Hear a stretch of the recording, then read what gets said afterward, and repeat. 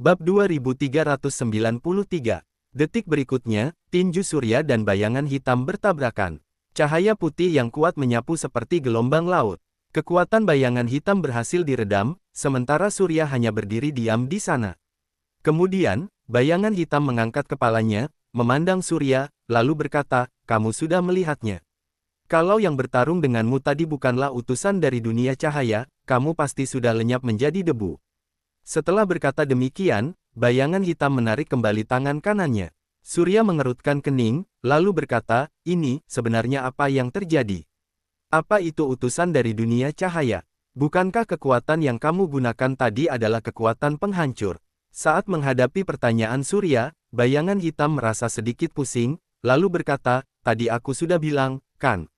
Cahaya dan kegelapan nggak bisa dipisahkan. Kekuatan cahaya dapat menghancurkan semua bayangan yang tercipta dari kekuatan penghancur. Baik atau jahat itulah yang membedakan cahaya dan kegelapan.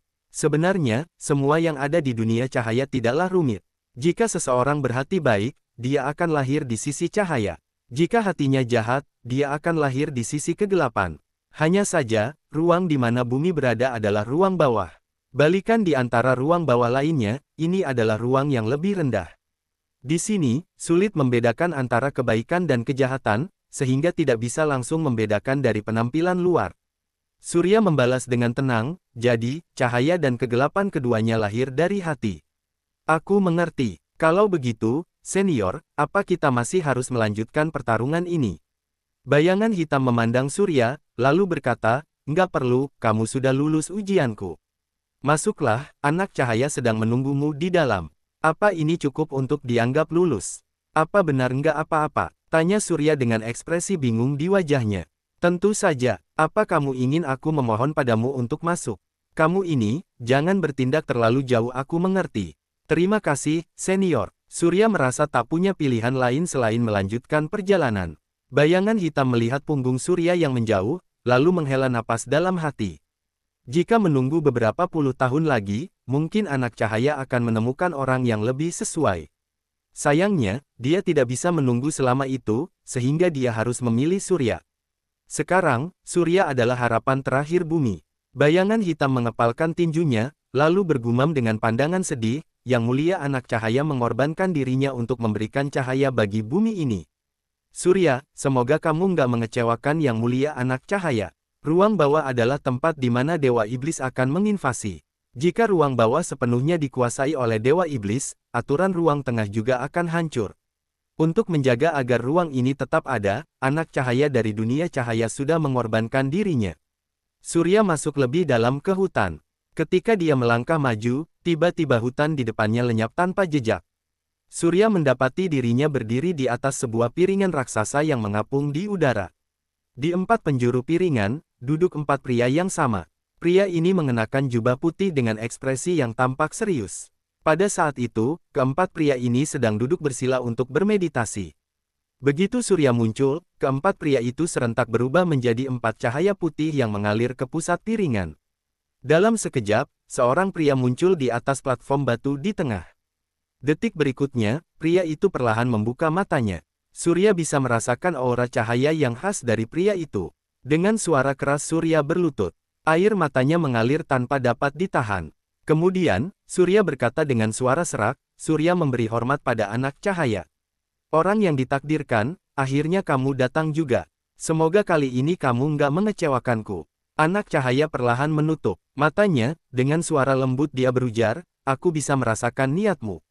Kamu memang orang yang paling sesuai. Sekarang, asalkan kamu bisa mengalahkan inkarnasiku, aku bisa menyerahkan tugas untuk menyelamatkan dunia ini padamu."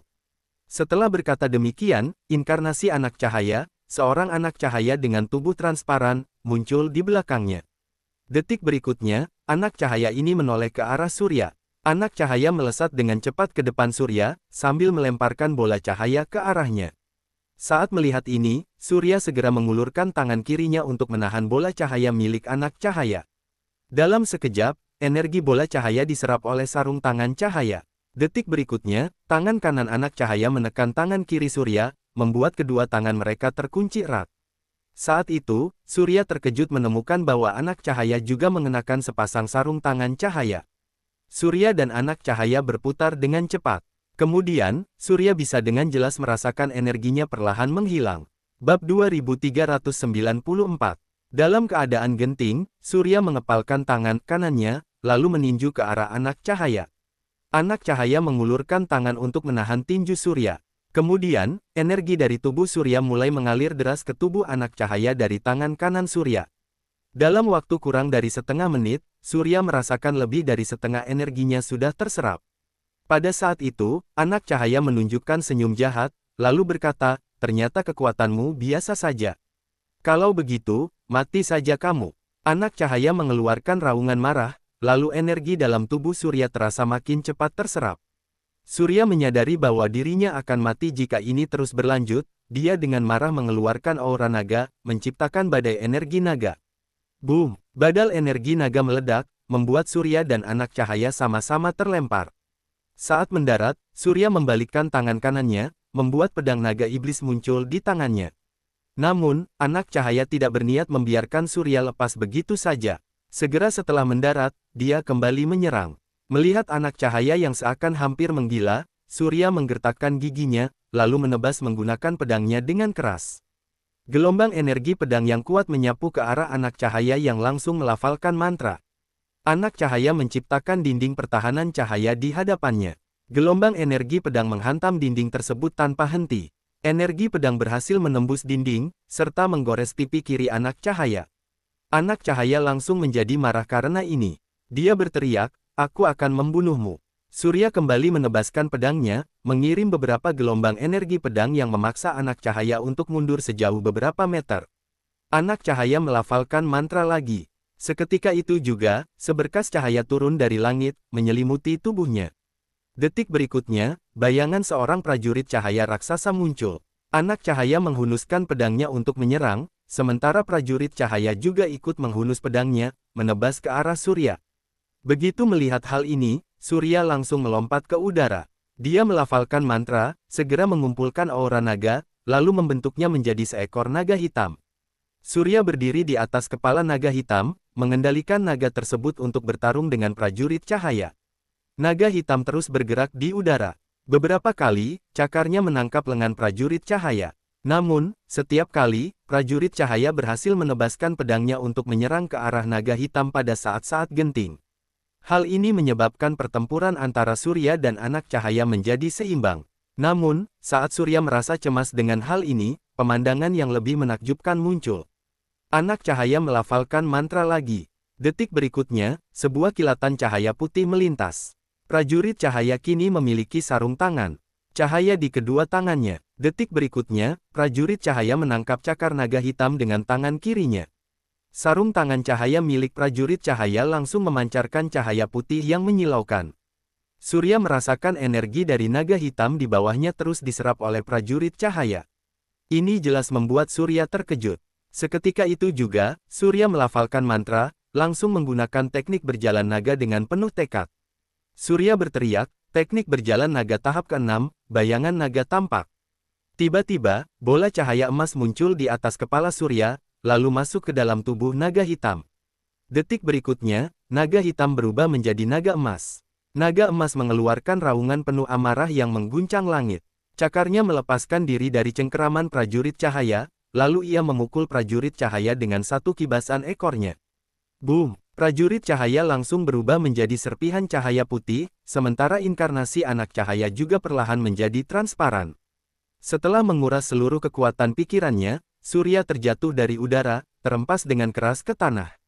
Karena kelelahan yang luar biasa, pandangannya menjadi gelap, lalu dia pun pingsan. Kali ini, Surya tertidur hingga 7 hari penuh. 7 hari kemudian, Surya perlahan membuka matanya. Kamu sudah bangun. Pada saat itu, terdengar suara anak cahaya dari atas platform batu. Surya dengan susah payah bangkit berdiri dengan seluruh tubuh yang terasa sakit. Ketika dia mendongakkan kepala, anak cahaya yang duduk di platform batu dengan tenang berkata, kehendakku telah dikuasai oleh penguasa kegelapan. Terima kasih karena sudah membunuhku. Sekarang, aku akan menitipkan bumi ini padamu. Apa? Surya memandang anak cahaya yang duduk di atas platform dengan bingung. Namun, sebelum Surya sempat bertanya lagi, tubuh anak cahaya sudah berubah menjadi serpihan cahaya putih yang tak terhitung jumlahnya, lalu menghilang tertiup angin. Yang mulia anak cahaya, bab 2395. Surya segera berlari ke atas platform batu. Namun, sayangnya anak cahaya sudah menghilang tanpa jejak. Surya tidak ada waktu untuk ragu. Tiba-tiba, terjadi guncangan yang hebat. Tubuh Surya terjatuh ke bawah dengan cepat. Kilatan cahaya putih melintas. Ketika Surya membuka mata lagi, dia mendapati dirinya masih berada di pusat hutan belantara. Setelah mengamati sekeliling, Surya merasa terkejut saat menemukan sebuah helm yang memancarkan cahaya putih samar melayang di depannya. Surya bisa merasakan keberadaan helm ini. Tidak diragukan lagi, ini adalah helm cahaya dari baju besi cahaya. Surya memegang helm cahaya itu erat-erat, lalu berkata, "Yang mulia anak cahaya, jangan khawatir. Aku nggak akan membiarkan bumi ini menjadi pengikut Dewa Iblis." Pada saat itu, cahaya putih di helm cahaya perlahan menghilang, kembali ke kondisi normalnya. Namun, tiba-tiba terjadi guncangan yang besar. Seluruh pulau Kuke tampak terguncang, seakan ada energi kuat yang meletus dari bawah tanah. Ketika tanah kembali tenang, Surya melompat ke udara. Dia terbang ke ketinggian untuk melihat ke bawah. Seluruh pulau Kuke tampak tidak mengalami perubahan yang besar. Namun, air laut di sekitar pulau Kuke tampak mulai berbalik arah, membentuk pusaran spiral. Tampaknya ada semacam energi yang memperkuatnya, membuat pusaran spiral besar ini tidak berhenti. Pada saat itu, Surya tiba-tiba merasakan keberadaan energi khusus di atas kepalanya. Begitu Surya mendongak, dia melihat lingkaran sihir berbentuk poligonal seperti perisai pelindung di atas kepalanya. Selain itu, cahaya lingkaran sihir ini tampak berwarna ungu. Perisai pelindungnya juga berputar seiring dengan putaran air laut. Saat melihat hal ini, Surya menarik napas dalam-dalam. Tidak diragukan lagi, ini adalah lingkaran sihir ruang. Surya langsung teringat akan ucapan Kotlin tentang 6 ruang yang berbeda. Tampaknya kini mereka bisa kembali ke ruang mereka masing-masing. "Pak," pada saat itu, Kotlin terbang mendekat. Matanya penuh kekaguman saat menatap Surya. Dia berkata, "Pak, apa kamu benar-benar berhasil mengalahkan anak cahaya? Kamu benar-benar menciptakan sebuah keajaiban." Surya merasa sedikit bangga saat melihat kegembiraan Kotlin.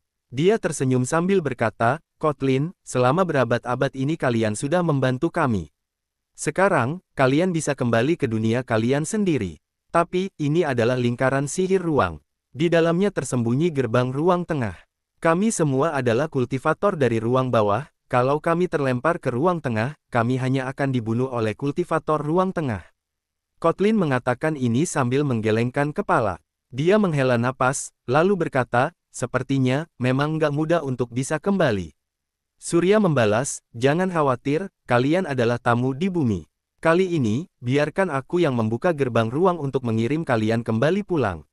Karena sudah memiliki pengalaman membuka lingkaran sihir ruang sebelumnya, ditambah dengan wawasan yang diajarkan oleh guru naga air Alkot, Surya yakin dia bisa membuka gerbang ruang yang menuju ke 5 dunia cahaya. "Apa ini benar-benar bisa? Kalau kami bisa kembali, aku pasti akan sangat berterima kasih padamu, Pak. Serahkan saja padaku." Surya tidak mengatakan apa-apa lagi. Dia perlahan-lahan menutup kedua matanya, kemudian melayang di udara untuk mulai merasakan aura dari lingkaran sihir ruang ini. Meskipun lingkaran sihir ruang ini memiliki gangguan aura yang rumit, dibandingkan dengan lingkaran sihir di Tambang Lin, susunan lingkaran sihir di Pulau Kuke masih jauh lebih sederhana. Kali ini, Surya hanya butuh 1 jam untuk menemukan 5 gerbang ruang yang menuju 5 dunia cahaya. Kemudian, dia berhasil membuka 5 gerbang ruang itu. Bab 2396. Di langit, muncul 5 bola cahaya yang bersinar terang seperti matahari. Kemudian, sosok-sosok terbang masuk ke dalam 5 bola cahaya yang berbeda, meninggalkan dunia ini. "Terima kasih semuanya. Terima kasih karena sudah menyelamatkan bumi. Terima kasih semua." Surya melihat sosok-sosok yang terbang ke langit, mengingat kembali momen-momen bahagia yang pernah dia rasakan sejak kecil. Sinar matahari yang hangat, serta kehidupan yang tenang. Surya tak bisa menahan diri untuk mengucapkan terima kasih pada mereka. Pada saat itu, satu sosok berhenti di depan Surya. "Kotlin, Pak, terima kasih banyak." "Pak Kotlin, seharusnya aku yang mengucapkan terima kasih padamu." Kotlin tersenyum simpul pada Surya, lalu berkata, "Lingkaran sihir ruang akan menghilang dalam 3 hari. Dalam 3 hari ini, kamu harus mengubah semua aura kegelapan dalam lingkaran sihir menjadi kekuatan cahaya. Dalam 3 bulan ke depan, kamu harus membuat wilayah Teluk Berat kembali menjadi tenang. Hanya dengan cara ini, bumi akan benar-benar memiliki kesempatan. Ingat, kali ini bumi hanya memiliki waktu 1 tahun. Kalau dalam waktu 1 tahun kamu nggak berhasil mengalahkan penguasa kegelapan, bumi pasti akan ditelan oleh kegelapan. Pada saat itu, nggak ada lagi yang bisa menyelamatkan bumi ini. Terima kasih, nggak perlu sungkan, misiku sudah selesai. Selamat tinggal, Surya. Ketika mengucapkan kata-kata itu, Kotlin tersenyum simpul pada Surya. Kemudian, di bawah pandangan Surya, Kotlin berubah menjadi partikel-partikel cahaya yang memudar, lalu menghilang tanpa jejak. Dalam sekejap, Surya tiba-tiba tersadar. Ternyata Kotlin juga merupakan inkarnasi dari anak cahaya untuk mencegah manusia biasa datang ke Pulau Kuke.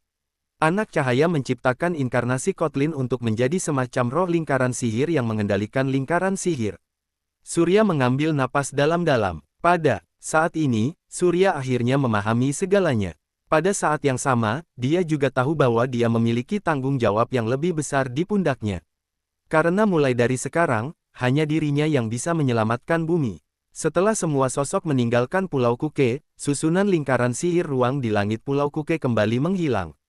Pusaran air di sekitar Pulau Kuke juga berhenti berputar perlahan-lahan.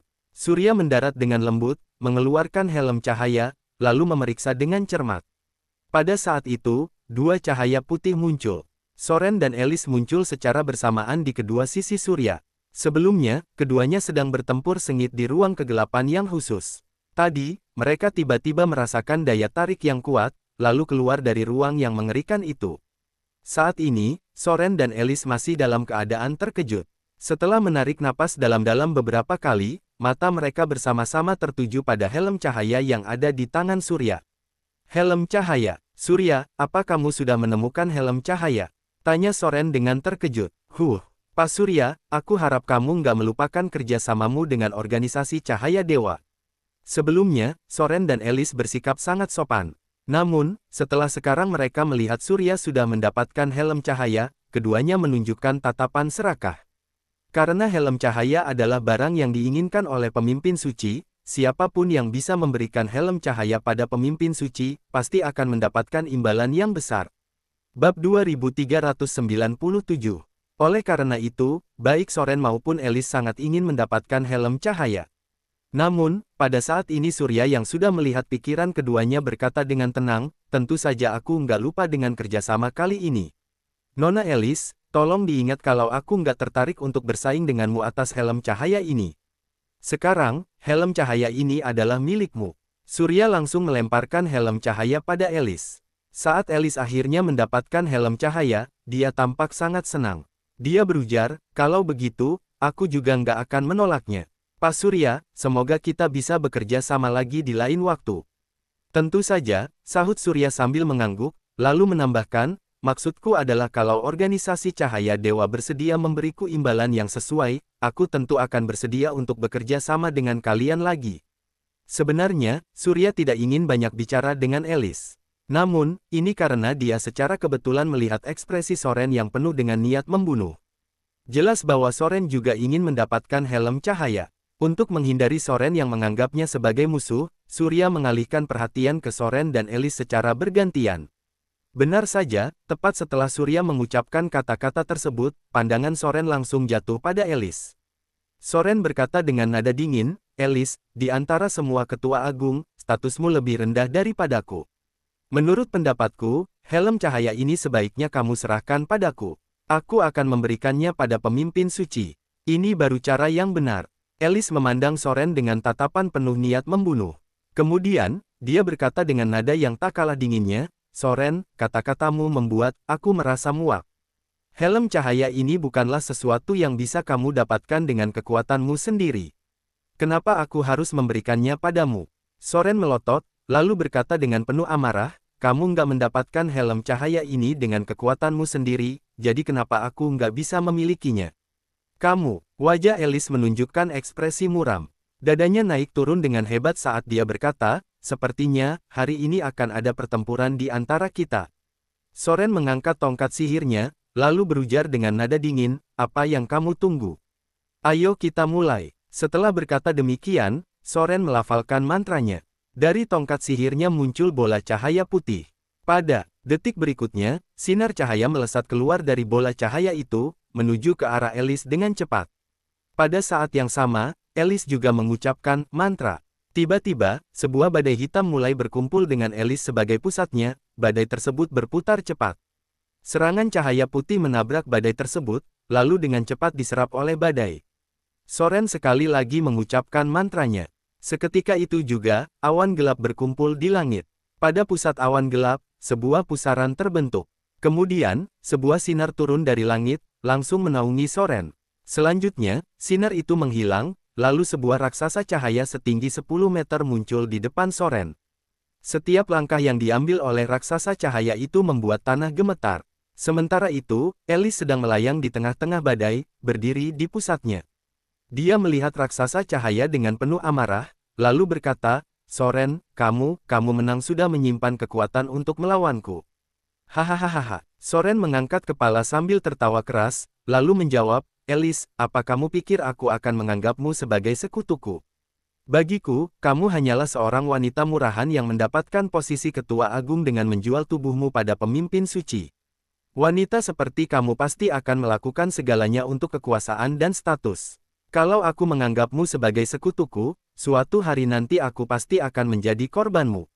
Sebaliknya, kalau aku memanfaatkanmu sebagai batu loncatan, aku bisa dengan cepat meningkatkan kekuatan dan statusku sendiri.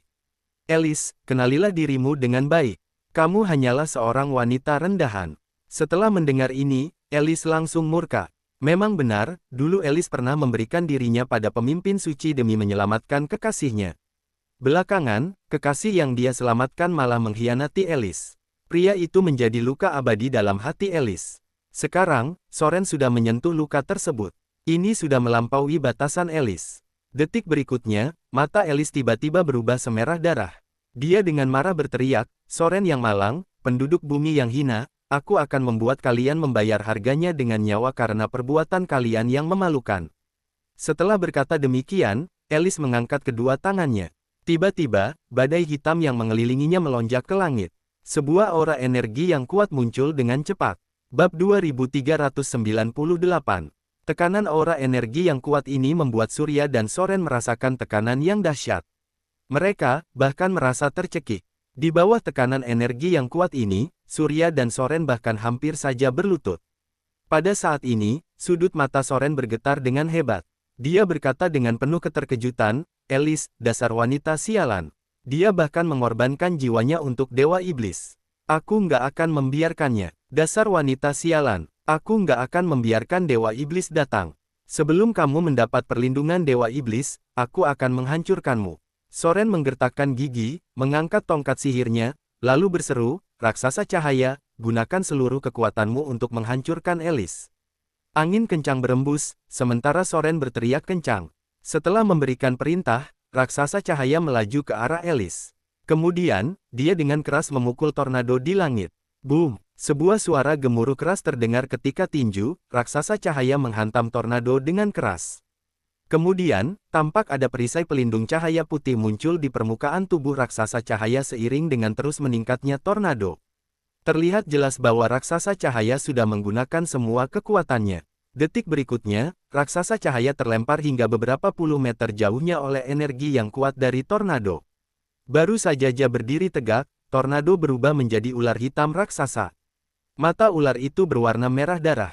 Alice muncul di atas kepala ular hitam. Sementara separuh tubuhnya sudah menyatu dengan ular hitam itu. Ular hitam itu tiba-tiba mendongak tajam, membuka mulutnya yang lebar, lalu menerkam dengan sangat cepat. Sekali serangan, ia langsung menggigit bahu kiri raksasa cahaya. Alice berkata, "Raksasa cahaya, serahkan seluruh energimu padaku." Saat kata-kata itu terucap, raksasa cahaya berubah menjadi cahaya putih yang diserap oleh ular hitam. Kemudian, Alice mengangkat kepalanya sambil tertawa keras. "Hahaha, Soren, kamu sudah melihatnya, kan? Ini adalah kekuatanku yang sebenarnya. Hari ini, kalian semua akan mati di sini." Soren tiba-tiba memalingkan kepalanya ke arah Surya. Sebelum sempat dia bicara, ular hitam sudah menyerang, langsung menelan Soren. Kemudian, Elis memalingkan kepalanya ke arah Surya sembari berkata, "Pak Surya, sekarang giliranmu." Ular hitam menjulurkan lidahnya, sementara kedua matanya melepaskan tatapan yang dingin. Ia menatap tajam ke arah Surya. Melihat situasi itu, Surya mundur 2 langkah, lalu berkata, "Nona Elis, selamat atas kesuksesanmu. Sekarang, helm cahaya adalah milikmu. Aku nggak tertarik untuk bersaing denganmu atas helm cahaya ini. Aku selalu berada di pihakmu, kita bukan musuh, bukankah begitu?" Pak Surya, kata-katamu memang benar. Sayangnya, aku nggak pernah menganggapmu sebagai teman meski dalam mimpiku sekalipun. Aku membawamu ke Pulau Kuke hanya untuk menyingkirkanmu, lalu mendapatkan kembali sarung tangan cahaya. Tentu saja kamu berbeda dengan Soren. Kalau kamu bersedia mengorbankan jiwamu pada Dewa Iblis Baroman, kita bahkan bisa bersatu. Aku membutuhkan pria kuat sepertimu. Surya memandang Elis dengan tatapan dingin, lalu berkata, "Maafkan aku nggak tertarik padamu." "Apa, beraninya kamu meremehkanku? Dasar kamu pria bajingan. Kalau begitu, mati saja kamu." Elis yang merasa marah langsung meraung. Kemudian, dia mengendalikan ular hitam untuk langsung menggigit Surya. Detik berikutnya, Surya melompat ke udara, melafalkan mantra untuk membuka mata kebenaran. Di bawah mata kebenaran, ada aura hitam yang terhubung dari langit ke punggung Elis. Memang benar, Elis sudah mengorbankan dirinya pada Dewa Iblis, menjadi boneka Dewa Iblis. Bab 2399. Di dunia para kultivator, seorang kultivator biasa yang mengorbankan dirinya pada Dewa Iblis akan mendapatkan berkah kekuatan Dewa Iblis. Sementara itu, setelah kultivator yang kuat mengorbankan dirinya pada Dewa Iblis, dia dapat langsung menjadi boneka Dewa Iblis di dunia ini. Kehendak Dewa Iblis akan terhubung dengan tubuh utama melalui aura kekuatan Dewa Iblis yang aneh, lalu terus mengalirkan energi ke tubuh utama. Sebelumnya, Surya sudah pernah memotong aura kekuatan Dewa Iblis dari Dewa Darah, juga Dewa Penghancur dengan tangannya sendiri. Sekarang, ketika aura kekuatan Dewa Iblis dari Baroman muncul di hadapannya, Surya tidak merasa terkejut. Sebaliknya, Surya jelas bisa merasakan bahwa aura kekuatan Dewa Iblis Baroman jauh lebih lemah dari aura Dewa Darah dan Dewa Penghancur. Ini juga membuktikan bahwa kekuatan Baroman, Dewa Iblis yang ada dalam bentuk ular, jauh lebih lemah dibandingkan dengan Dewa Iblis lainnya. Surya memutar tangan kanannya, mengeluarkan pedang naga iblis di tangannya. Kemudian, Surya menatap aura kekuatan Dewa Iblis yang menghubungkan langit dan bumi. Elis mengendalikan ular hitam untuk menyerang Surya tanpa henti, membuat Surya terus menghindar. Dalam proses menghindar tersebut, dia terus menumpuk kekuatan. Dalam waktu singkat, Surya mengayunkan pedang naga iblis di tangannya, menusuk aura kekuatan Dewa Iblis tersebut. Melihat Surya yang menusuk aura kekuatan Dewa Iblis, Elis mengeluarkan teriakan penuh kesakitan. Namun, pada saat ini teriakan tersebut tidak bisa menghentikan serangan Surya. Kekuatan dari serangan ini menyebabkan getaran ruang. Kemudian, energi pedang tersebut menyapu aura kekuatan Dewa Iblis menjadi 2 bagian, membuatnya berubah menjadi aura hitam yang lenyap perlahan. "Jangan!" Elis menengadahkan kepala ke langit sambil mengulurkan tangan kanannya. Namun, pada saat itu tubuh Elis mengering dengan kecepatan yang bisa terlihat oleh mata telanjang. Akhirnya, dia jatuh dengan keras ke tanah, lalu mati Surya turun dari udara, menatap mayat kering di tanah. Jika bukan karena dia melihat dengan mata kepala sendiri, Surya tidak akan percaya bahwa Elis yang masih muda dan cantik bisa berubah menjadi mayat kering seperti ini. Surya menarik napas dalam-dalam, lalu menyimpan pedang naga iblis. Kemudian, tangan kirinya menggenggam seperti cakar, lalu langsung menarik helm cahaya ke tangannya dengan daya tarikan yang kuat. Awalnya, Surya tidak berniat untuk mengambil helm cahaya ini, tapi siapa sangka hati Elis akan begitu kejam. Setelah mendapatkan helm cahaya, dia tidak hanya tidak merasa puas, tapi bahkan ingin membunuhnya untuk merebut sarung tangan cahaya. Karena itu masalahnya, wajar bagi Surya untuk mengambil helm cahaya ini menjadi miliknya dengan kematian Elis. Surya mengambil helm cahaya, memperhatikannya dengan cermat, lalu mengenakan helm cahaya itu, siap untuk mencoba melihat apa efeknya. Namun, pada saat itu sebuah kejadian terjadi. Helm cahaya yang dikenakan Surya tiba-tiba menghilang. Namun, ketika Surya melepaskan helm cahaya dari kepalanya, helm cahaya itu kembali muncul. Ini, Surya sedang bingung sekarang. Pada saat itu, sebuah suara terdengar dari belakangnya, "Kalau kamu ingin tahu jawabannya, aku bisa memberitahumu." Saat orang yang ditakdirkan dengan baju besi cahaya mengenakan baju besi tersebut, baju besi itu akan secara otomatis menjadi tak terlihat. Hanya dengan menyerap energi dan aura orang ini, kamu akan benar-benar mendapatkan baju besi cahaya. Saat mendengar suara ini, Surya langsung merasa terkejut. Dia tiba-tiba berbalik untuk melihat ke belakang. Surya langsung terpaku, karena yang muncul di belakangnya adalah utusan kegelapan dari lembah cahaya. Utusan kegelapan, kenapa kamu ada di sini? Utusan kegelapan mendengus dingin, lalu berkata, Surya, kamu nggak berpikir lembah cahaya akan melepaskanmu begitu saja, kan? Kamu, utusan kegelapan membalas dengan nada dingin, biar aku memberitahumu. Kamu memang dipilih olehku sebagai orang yang ditakdirkan. Aku melepaskanmu hanya karena hari ini. Selama waktu ini, aku selalu menunggu pertumbuhanmu hingga hari ini. Saat kamu tiba di Pulau Kuke, kamu sudah berhasil mengalahkan boneka Dewa Iblis Baroman. Bab 2400. Kekuatanmu memberitahuku kalau aku nggak bisa lagi membiarkanmu menjadi lebih kuat. Sekarang, energi dan auramu harus menjadi milikku.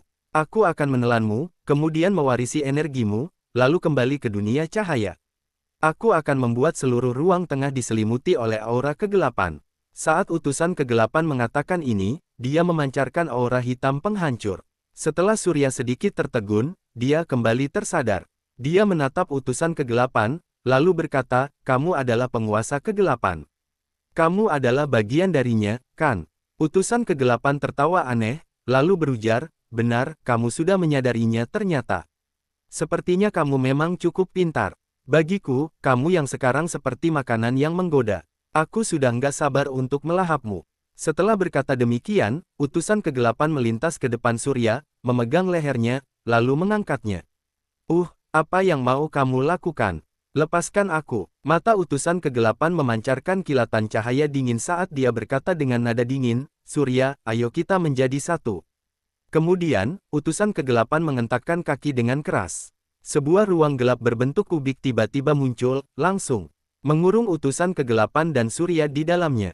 Selanjutnya, ruang gelap itu berputar, terbang ke udara. Pada saat ini, Surya melihat cairan hitam yang terus merembes keluar dari tubuh utusan kegelapan. Cairan hitam ini merayap seperti lumut ke arah tubuh Surya. Namun, pada saat itu permukaan laut yang tenang sekali lagi berputar-putar, membentuk pusaran di sekitar Pulau Kuke. Benang-benang penghubung dalam susuan lingkaran sihir di tengah udara sekali lagi muncul, mengumpulkan cahaya putih di titik-titiknya. Detik berikutnya, puluhan cahaya putih menyambar ke arah ruang gelap berbentuk kubus. Kubus ruang gelap itu terkena serangan. Detik berikutnya, seluruh kubus gelap tersebut diliputi oleh cahaya putih. Utusan kegelapan yang merasa seperti dibakar mengeluarkan teriakan kesakitan. Boom! Kubus ruang gelap hancur, berubah menjadi serpihan yang tak terhitung jumlahnya. Sementara itu, utusan kegelapan yang sudah meleleh menjadi bentuk cairan, perlahan-lahan menguap di bawah sinar putih. Kemudian, dia kembali berkumpul menjadi bentuk padat. Saat cahaya putih menghilang, utusan kegelapan serta Surya terjatuh dari udara, mendarat di tanah. Utusan kegelapan memandang Surya dengan rasa sakit di wajahnya, lalu bertanya, kamu, kenapa melakukan ini padaku? Tepat pada saat itu, di langit ada sebuah pilar cahaya putih raksasa terbentuk dari benang emas di atas lingkaran sihir ruang. Tiba-tiba pilar cahaya ini menyerang utusan kegelapan yang ada di bawahnya. Dalam kebingungan, utusan kegelapan hanya bisa meraung, lalu berkelit. Kemudian, dia berubah menjadi bayangan, melarikan diri dari Pulau Kuke. Surya, aku nggak akan pernah melepaskanmu. Sebelum pergi, utusan kegelapan meraung. Sementara itu, Surya juga merasakan denyut kuat di dadanya. Tadi, dia pikir dirinya pasti akan mati. Namun, sekarang dia sudah berhasil lolos dari bencana. Terlebih lagi, sekarang Surya bisa memahami hal-hal yang tidak dia mengerti sebelumnya. Alasan lembah cahaya tidak pernah membunuhnya hanya karena dirinya dulu terlalu lemah. Selain itu, lingkaran sihir yang dibuat oleh anak cahaya di Pulau Kuke masih belum dihancurkan. Helm cahaya juga masih belum mereka dapatkan. Sekarang, utusan kegelapan berpikir bahwa karena lingkaran sihir yang dibuat oleh anak cahaya sudah dihancurkan, Surya sudah tidak memiliki arti lagi bagi lembah cahaya. Utusan kegelapan ingin menelan Surya, lalu melanjutkan identitas Surya sebagai penerus anak cahaya. Di masa depan, setelah mendapatkan seluruh setel baju besi cahaya, mengumpulkan energi anak cahaya dan penguasa kegelapan, dia akan sekali lagi membuka ruang untuk kembali ke dunia cahaya di ruang tengah. Bab 2401. Sayangnya, rencana utusan kegelapan tidak berhasil. Anak cahaya sepertinya sudah menebak akan hal ini. Oleh karena itu, dia memasang gerbang dimensi khusus di dalam lingkaran sihir ini. Surya menatap benang emas khusus di langit, lalu terbesit keraguan yang muncul di hatinya. Jika benang emas itu terhubung ke pintu dunia cahaya di ruang tengah, utusan kegelapan seharusnya merasa senang. Lagi pula, utusan kegelapan selalu ingin kembali ke dunia cahaya. Di dunia cahaya, penguasa kegelapan dan anak cahaya memiliki kekuatan untuk bertarung. Oleh karena itu, gerbang dimensi ini harus terhubung ke ruang tengah tingkat atas yang khusus. Hanya kekuatan cahaya dari ruang tengah tingkat atas yang dapat menekan penguasa kegelapan. Karena Surya tidak tahu banyak tentang anak cahaya dan penguasa kegelapan, dia segera menarik kembali pikirannya dan mulai memikirkan langkah selanjutnya. Kotlin mengatakan bahwa lingkaran sihir hanya dapat bertahan selama 3 hari. Dalam waktu 3 hari ini, Surya dapat menghabiskan waktunya di Pulau Kuke. Namun, setelah 3 hari, lingkaran sihir tersebut akan menghilang. Ketika utusan kegelapan kembali, bagaimana Surya akan menghadapinya? Saat Surya sedang berpikir, dia tiba-tiba melihat aura hitam muncul di hadapannya. Tidak lama kemudian, aura hitam itu memadat dan menyerbu ke arahnya. Surya pun meraih kekosongan dengan tangan kanannya, lalu aura hitam itu berubah menjadi kekuatan cahaya dan masuk ke dalam tubuhnya. Tidak lama kemudian, Surya melihat bayangan yang terus memadat di pulau tersebut sambil menghela napas dalam hatinya. Sekarang sepertinya tidak ada cara lain selain mengumpulkan kekuatan cahaya dan akhirnya bertarung melawan penguasa kegelapan. Tunggu sebentar, setelah Surya menyingkirkan lebih dari puluhan bayangan, dia tiba-tiba teringat akan sesuatu. Ketika boneka Dewa Darah dan boneka Dewa Penghancur dibunuh olehnya, mereka masing-masing meninggalkan busur perak Dewa Darah dan pedang hitam. Kali ini, Elis adalah boneka ular hitam Baroman dan Surya sudah membunuhnya. Ular hitam Baroman pasti juga meninggalkan sebuah harta karun. Harta karun ini seharusnya menjadi kunci untuk menyuntikkan energi ke dalam hubungan antara Dewa Iblis dan boneka manusia. Oleh karena itu, harta karun tersebut pasti ada. Hanya saja, karena situasi mendesak yang baru saja terjadi, jadi dilupakan. Memikirkan hal ini, Surya menunduk dan melihat ke tanah. Setelah mencari, Surya akhirnya menemukan taring ular yang masih mengeluarkan aura hitam di atas rerumputan. Taring ular itu seperti belati. Ada energi kuat yang terkandung di dalamnya. Surya menyimpulkan bahwa ini adalah tubuh energi yang menghubungkan Dewa Iblis Baroman dan boneka manusia. Tidak lama kemudian, Surya memasuki ruang penyimpanan dengan antusias. Saat Surya memasuki ruang penyimpanan, sebuah suara tua terdengar di udara, "Apa? Baroman, pria yang mirip serangga itu. Aku jelas merasakan auranya. Kenapa auranya bisa begitu kuat?" "Baroman." Surya mendengar naga tua itu menyebut Baroman, jadi dia pun menyahut dengan penuh semangat, "Yang mulia Dewa Naga, apa kamu kenal Baroman?" "Ya, aku kenal Baroman. Saat itu, di mataku dia sama lemahnya dengan serangga. Aku nggak menyangka hari ini Baroman bisa punya kekuatan seperti ini. Aku penasaran, dari mana kamu mendapatkan taring ular ini?" Dewa Naga tidak pernah berbicara dengan mudah, Surya juga sangat tertarik dengan Dewa Iblis Baroman. Kebetulan Dewa Naga sedang bicara, jadi Surya mengobrol dengan Dewa Naga dan memberitahu Dewa Naga tentang Baroman yang menjadi Dewa Iblis. Surya awalnya mengira Dewa Naga akan terkejut dengan hal ini. Bagaimanapun, Dewa Iblis kedudukannya berada di atas kultivator. Namun, Dewa Naga masih berkata dengan nada tenang, "Saat itu, aku tahu kalau Baroman akan mencari masalah. Sekarang sepertinya dugaanku tentang dia memang benar. Yang mulia Dewa Naga, apa aku boleh memakai taring ular sebagai pengorbanan?" "Boleh saja, energi aneh inilah yang aku butuhkan." Setelah menerima persetujuan Dewa Naga, Surya tidak sabar untuk melemparkan gigi ular itu ke altar Dewa Naga. Kemudian, dia pun menantikan hadiah yang melimpah dengan mata yang bersinar. Bab 2402. Di altar Dewa Naga, api berwarna pucat berkobar, memurnikan taring ular Dewa Iblis Baroman dalam sekejap mata, kemudian energinya dilahap seketika. Di atas layar cahaya, menunjukkan bahwa pengorbanan ini telah menghasilkan 8.000 gram rahmat naga. Melihat angka tersebut, Surya sontak merasa sangat antusias. Bagaimanapun, 8.000 gram rahmat naga sudah termasuk banyak. Faktanya, energi Dewa Iblis Baroman memang tidak sebaik energi Dewa Darah dan Dewa Penghancur. Oleh karena itu, taring ular yang tertinggal bisa ditukar dengan 8.000 gram rahmat naga dan hal ini di luar dugaan Surya. Terlebih lagi, situasi saat ini berbeda dari sebelumnya. Sekarang, utusan kegelapan telah datang dan lingkaran sihir yang dibuat oleh anak cahaya hanya bisa bertahan selama 3 hari. Setelah 3 hari, lingkaran sihir ini akan menghilang. Saat itu, utusan kegelapan pasti akan datang kembali. Meskipun level kultivasi Surya saat ini telah meningkat beberapa level, Surya tetap saja tidak yakin bisa menang menghadapi utusan kegelapan. Oleh karena itu, saat ini bisa mendapatkan 8.000 gram rahmat naga yang dapat ditukar dengan beberapa item yang dia perlukan, merupakan hal yang sangat penting bagi Surya. Surya berkata dengan penuh semangat, "Yang mulia Dewa Naga, kamu benar-benar penyelamatku. Tapi, alangkah sempurnanya kalau kamu bisa memberiku beberapa ribu gram rahmat naga lagi." Suara tua itu tidak terdengar lagi. Surya tiba-tiba merasa bahwa dia sangat konyol karena sudah serakah dan tidak puas diri. Surya pun tidak bisa menahan tawanya. Hebe, Surya tiba-tiba menyadari bahwa ini tidak baik, dia segera berhenti tertawa.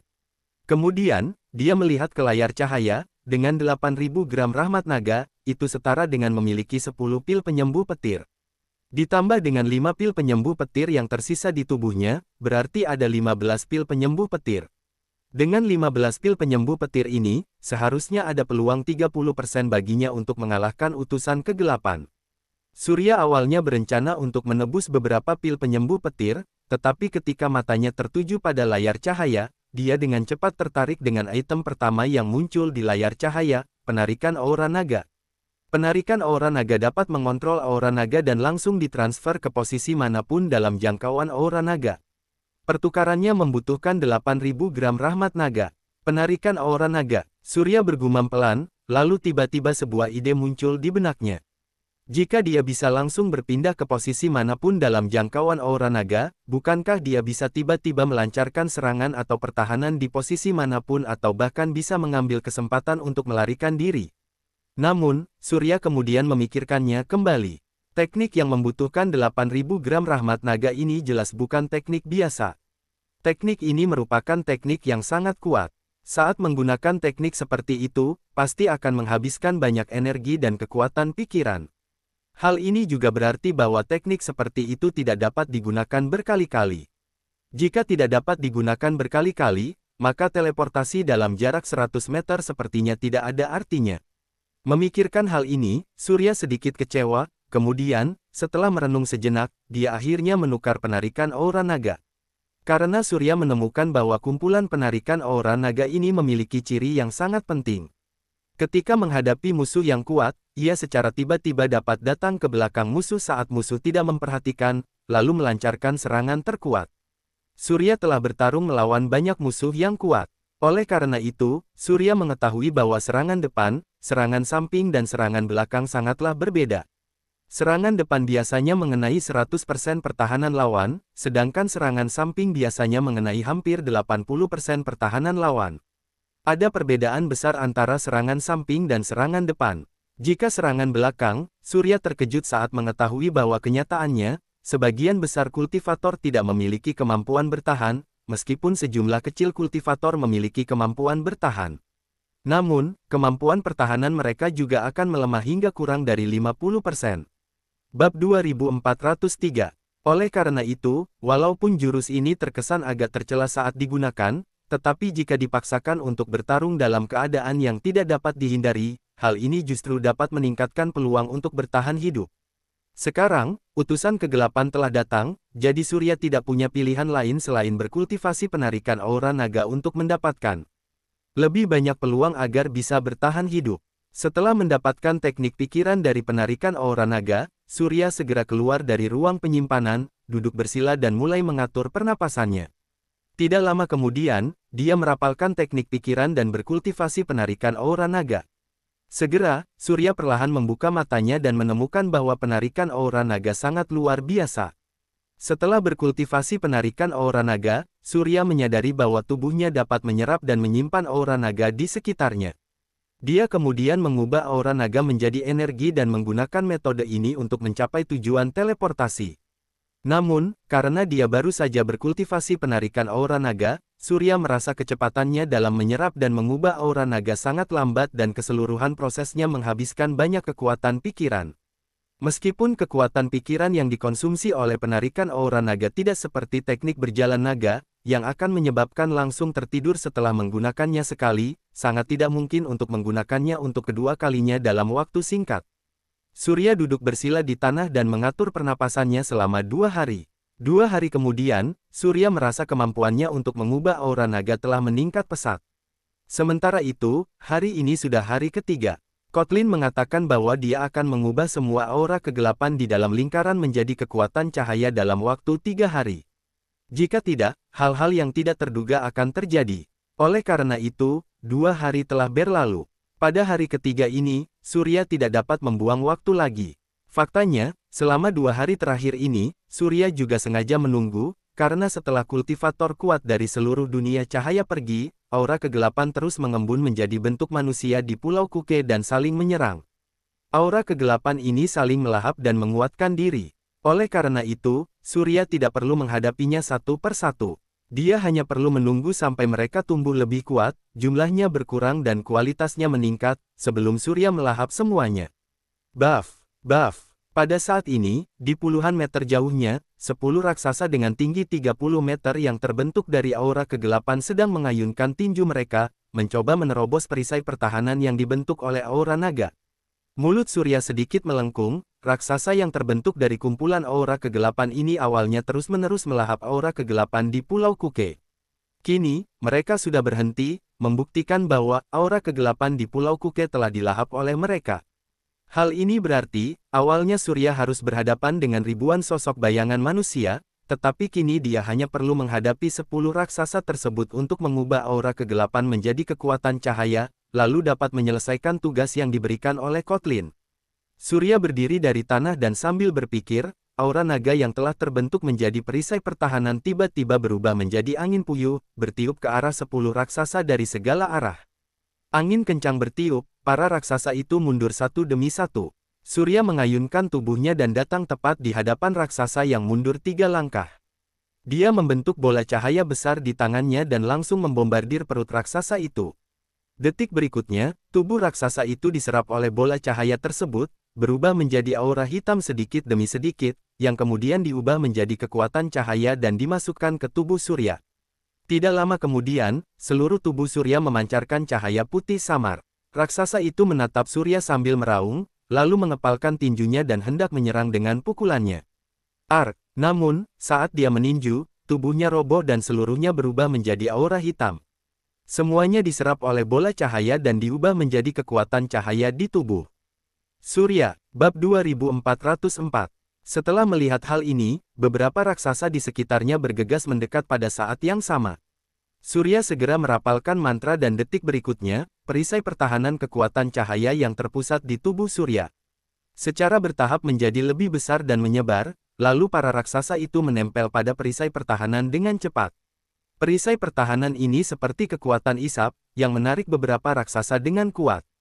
Surya mengangkat tangannya dan menggunakan sarung tangan cahaya untuk terus menyerap aura kegelapan dari beberapa raksasa yang berada di atas perisai pertahanan, lalu mengubahnya menjadi kekuatan cahaya dan meningkatkan kekuatan pada perisai pertahanan. Dalam waktu kurang dari 1 menit, kelima raksasa itu berubah menjadi aura hitam dan diserap oleh perisai pertahanan. Tidak lama kemudian, perisai pertahanan itu menyebar lagi. Saat mata Surya tertuju pada 4 raksasa di luar perisai pertahanan, Surya menyadari bahwa keempat raksasa itu berpegangan tangan dan sepertinya sedang mengumpulkan energi. Namun, pada saat ini, situasi yang tidak terduga terjadi. Salah satu raksasa tiba-tiba mengerahkan kekuatan dan segera melahap aura hitam dari 3 raksasa lainnya.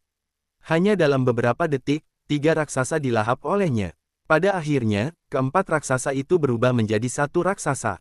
Kemudian, raksasa itu menoleh dan melirik ke arah Surya. Tubuhnya perlahan menyusut dan kembali ke ukuran normal manusia dengan cepat. Tak lama kemudian, wajah yang familiar muncul. Soren. Surya menatap Soren dengan ekspresi terkejut. Dia tidak percaya bahwa Soren bangkit kembali dengan mengendalikan aura kegelapan. Hahaha, Surya, aku benar-benar membuatmu kecewa. Kali ini, apapun yang terjadi, kamu harus tetap di sini.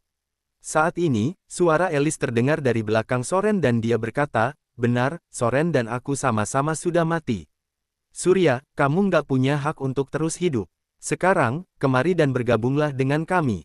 Saat Elis berbicara, Soren perlahan berbalik, kemudian Surya melihat pemandangan yang menakjubkan. Di belakang kepala Soren terdapat wajah Elis. Satu manusia yang muncul dengan dua wajah, selain itu keduanya juga bermuka dua. Ekspresi terkejut melintas di mata Surya, lalu dia segera mengerti bahwa Elis dan Soren sebenarnya sudah mati. Namun, kekuatan Dewa Iblis tersembunyi di aura kegelapan. Meskipun Surya memutus aura kekuatan Dewa Iblis yang menghubungkan Baroman dengan Elis dan memutus hubungan antara dua dimensi yang berbeda. Akan tetapi, di sini kekuatan Dewa Iblis masih ada, sehingga Dewa Iblis Baroman sekali lagi membangkitkan kembali keinginan Elis dan Soren. Sayangnya, kedua orang ini sudah mati. Surya memahami dengan jelas bahwa sekarang Elis dan Soren hanya boneka Baroman. Tampaknya Baroman sangat prihatin dengan pembunuhan Elis, tetapi itu tidak masuk akal. Dewa Iblis akan disingkirkan saat menghadapi cahaya. Surya melangkah ke arah Soren dan berkata dengan nada dingin, Soren, Elis, menurutku ada sesuatu yang harus kalian ketahui. Sebenarnya kalian itu sudah mati. Sekarang kalian cuma boneka yang dikendalikan oleh Dewa Iblis Baroman. Apa? Soren mengerutkan kening, menatap Surya seraya menyahut, apa katamu? Aku, Soren, sudah mati. Dewa Iblis Baroman, siapa dia? Elis menimpali, Soren, berbahagialah karena bisa menjadi bawahan yang mulia Baroman. Kamu sama sepertiku yang mengorbankan dirimu sendiri, mendapatkan persetujuan yang mulia Baroman dan mendapatkan hidup yang kekal. Apa? Sialan, Dewa Iblis Baroman. Aku nggak ingin berhubungan dengan pria yang cuma bisa tinggal dalam kegelapan dan keburukan selamanya. Soren, beraninya kamu mengejek yang mulia Dewa Iblis Baroman. Elis, dasar perempuan jalang. Sebenarnya apa yang ingin kamu lakukan? Pada saat ini, Surya merasakan gelombang aura yang kuat di tubuh Soren. Keinginan Soren ingin melepaskan diri dari kendali kekuatan Dewa Iblis. Tiba-tiba, cahaya dingin melintas di mata Surya, lalu dia bergegas maju dengan cepat. Tangannya memancarkan cahaya putih menjangkau ke arah Soren dan Elis. Bab 2405. Detik berikutnya, aura kegelapan langsung ditelan dan berubah menjadi kekuatan cahaya. Elis berkata seraya memohon, Soren, cepat hentikan dia. Kalau enggak, kita akan mati. Soren menyahut dengan marah, dasar perempuan jalang, aku lebih baik mati daripada menjadi budak Dewa Iblis. Dalam sekejap mata, tubuh Soren dan Elis terserap seluruhnya dan menjelma menjadi kekuatan cahaya. Wajah Soren pun berubah menjadi bubuk dan menghilang. Akhirnya, aura kegelapan benar-benar hilang dan wajah Elis berubah menjadi gas dan menyatu dengan kekuatan kegelapan Dewa Iblis. Elis yang tidak terima hendak menerkam Surya. Aku ingin kamu mati. Surya tertegun sejenak, dia tidak menyangka bahwa sarung tangan cahaya tidak dapat mengubah kekuatan Dewa Iblis. Melihat Elis yang hendak menerkamnya, Surya tidak punya pilihan lain. Namun, pada saat ini, pemandangan ajaib muncul. Helm cahaya yang awalnya tersembunyi di kepala Surya tiba-tiba muncul. Di bawah daya isap yang kuat, kekuatan Dewa Iblis yang menyatu dengan Elis langsung diserap. Detik berikutnya, cahaya menjadi tidak terlihat dan Elis menghilang. Namun, helm cahaya di kepala Surya tidak menjadi tidak terlihat lagi dan menampakkan wujud aslinya. Bagaimana mungkin? Surya melihat penampilannya sendiri di genangan air yang tenang. Dia tidak percaya bahwa helm cahaya, yang tadinya tidak terlihat, kini menampakkan wujud aslinya. Mungkinkah itu kekuatan Dewa Iblis?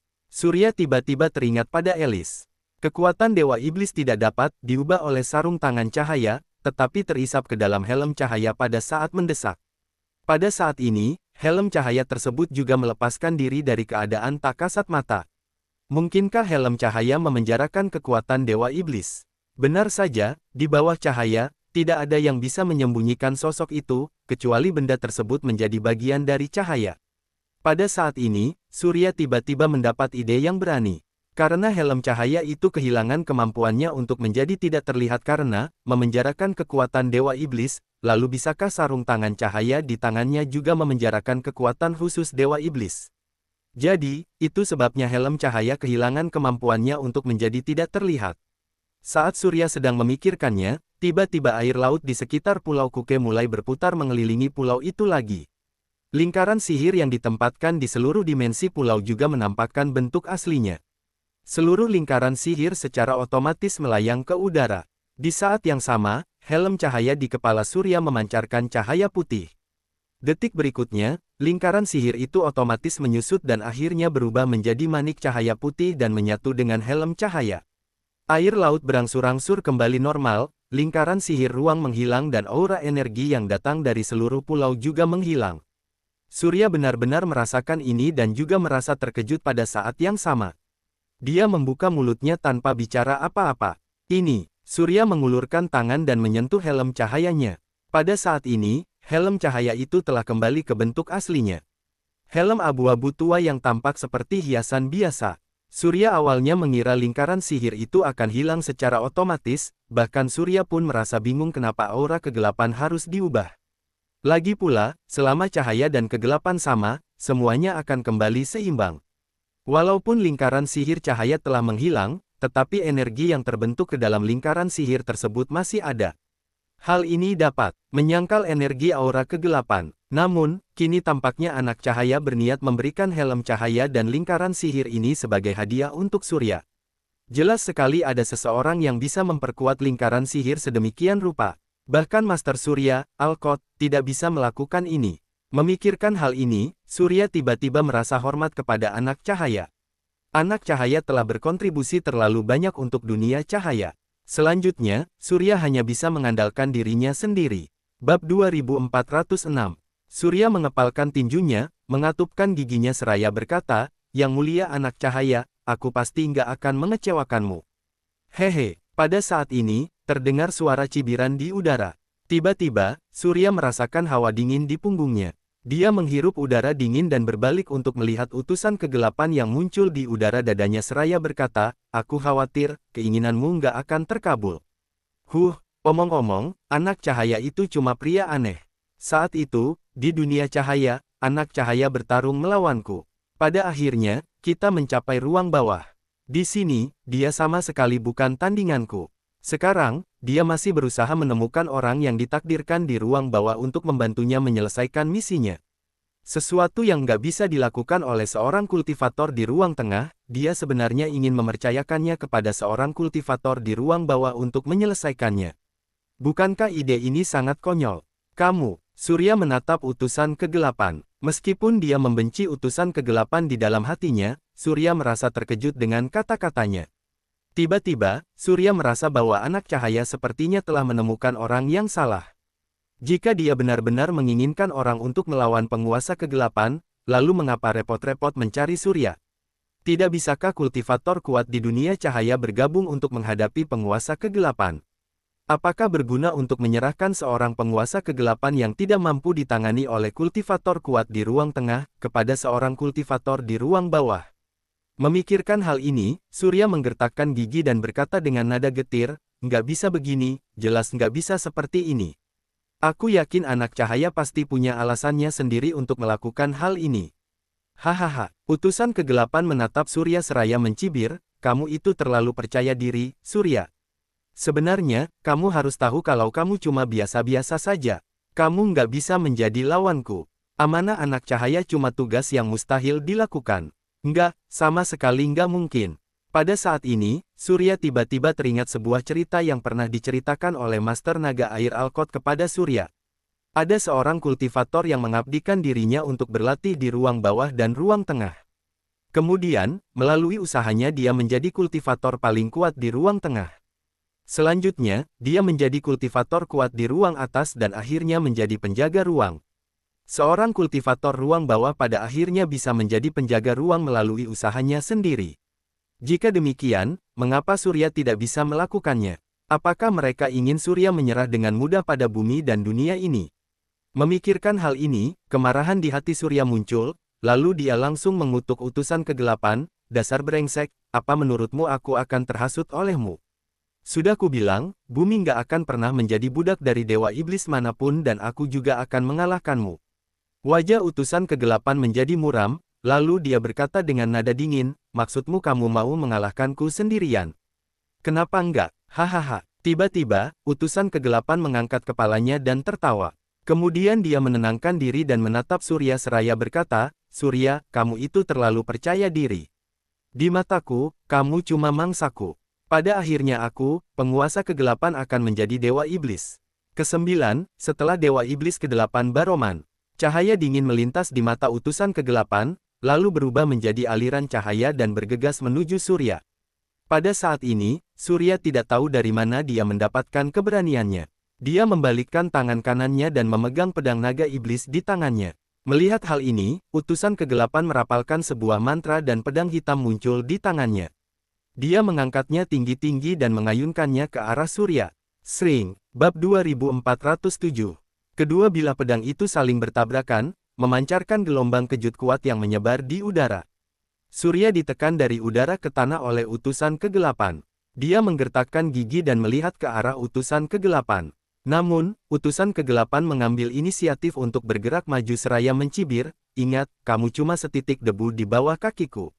Mati saja." Sebuah energi yang kuat tiba-tiba meledak dari pedang hitam itu dan diiringi dengan suara ledakan, pedang naga iblis Surya langsung hancur.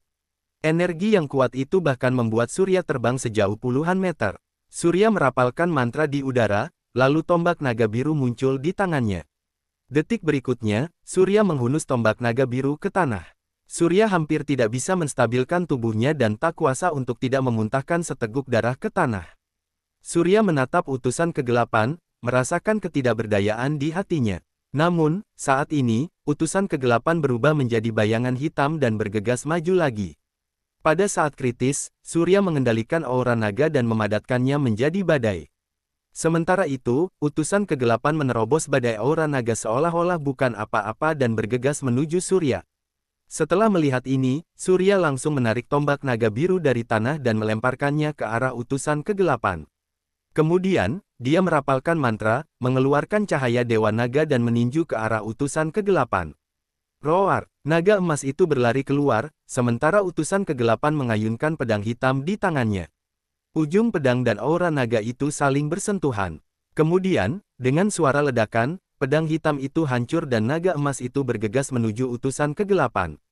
Pada saat ini, utusan kegelapan hanya memegang tangannya di depan dadanya untuk melawan, terbang terbalik sejauh lebih dari 10 meter dan menyaksikan naga emas berubah menjadi bayangan di depan matanya. Melihat pemandangan ini, Surya langsung menghela napas lega. Sekarang, setidaknya hal itu membuktikan bahwa utusan kegelapan tidak terkalahkan. Cahaya Dewa Naga dapat memberikan tekanan tertentu pada utusan kegelapan. Jika demikian, teknik berjalan naga mungkin dapat menjadi alat tawar-menawar terakhir untuk membunuh utusan kegelapan. Utusan kegelapan sepertinya telah menebak apa yang dipikirkan Surya. Dia melengkungkan bibirnya seraya berkata, "Kalau aku mengingatnya dengan benar, kamu masih punya jurus khusus, teknik berjalan naga. Kenapa kamu nggak memakainya? Kalau nggak, pertarungan ini benar-benar kurang menyenangkan. Aku sudah lama nggak punya semangat bertarung yang nyata."